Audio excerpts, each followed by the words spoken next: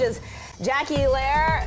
Chris and I will all be down there, so we need a really good forecast. Yeah, and it's looking like it won't be quite as warm as what we'll see out there for the day tomorrow for Saturday. So it's going to feel nice out there. We're talking about tomorrow upper 80s, while Saturday we should be into those upper 70s. So I think that will be a welcome relief from some toasty temperatures that we'll see out there for the day tomorrow. But you were talking about fall earlier, so I want to make sure to include the countdown. We're just 4 days away from that fall equinox. That's on Monday, and fall officially begins at 2:19 in the afternoon, and likely on Monday we'll see high temperatures right around 80, which is actually just a couple degrees below normal for this time of the year. Halloween just 43 days away. We fall back that 1 hour for daylight saving time in just 45 days. If you can believe this, just 70 days away from Thanksgiving. And in that fall spirit, wanted to make sure to include that fall foliage, what is going on out there right now. Little to no color across much of the area, some low color though farther out towards parts of West Virginia. Now the forecast fall foliage through September 22nd, so through next week, still little to no color across much of the area. Starting to notice some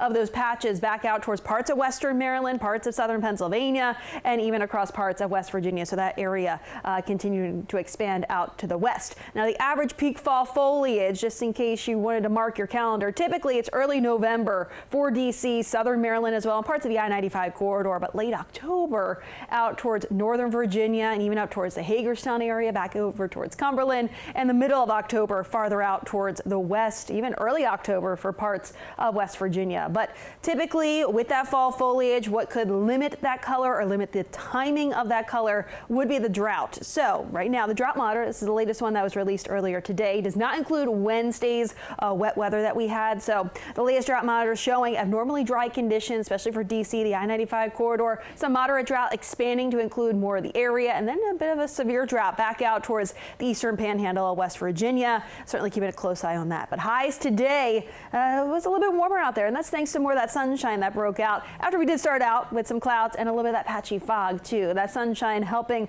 with those temperatures to warm up into those low to mid 80s for much of the area. And we're still hovering into those lower 80s for much of the region too, right at 80 degrees in DC, lower 80s Frederick, but middle 80s back out towards Martinsburg, Hagerstown as well, and seeing some upper 70s now down towards Fredericksburg. High pressure down towards our south and west. That's going to keep us dry and quiet, not only through the rest of this evening, but also into the day tomorrow.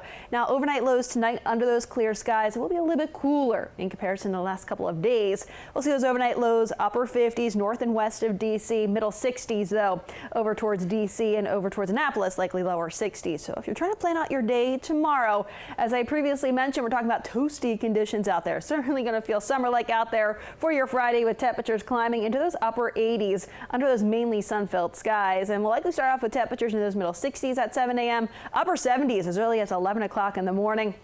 Here's a view of those high temperatures though out there tomorrow. It's not just DC into the upper 80s, it's in the entire region, and we could even be just shy of 90 degrees up towards Hagerstown and Frederick tomorrow afternoon. So we're into those upper 80s Friday, but like I also mentioned, Saturday not quite as warm as what we'll see Friday. We do have this backdoor cold front that'll be bringing in that relief as we get towards Saturday. Upper 70s, going to feel great out there under a mix of sun and clouds. I think we'll see a bit more of the cloud cover on Sunday, so that'll keep temperatures back into those middle 70s for the second half of the weekend. Now Sunday, there is that stray shower chance. I think that holds off till late in the day. And if anything, it's going to be mainly for our southernmost areas and even some of those higher elevations. Then Monday, first day of fall, highs right around 80 degrees, lower 80s Tuesday and Wednesday. And those 2 days come with that chance for a stray shower.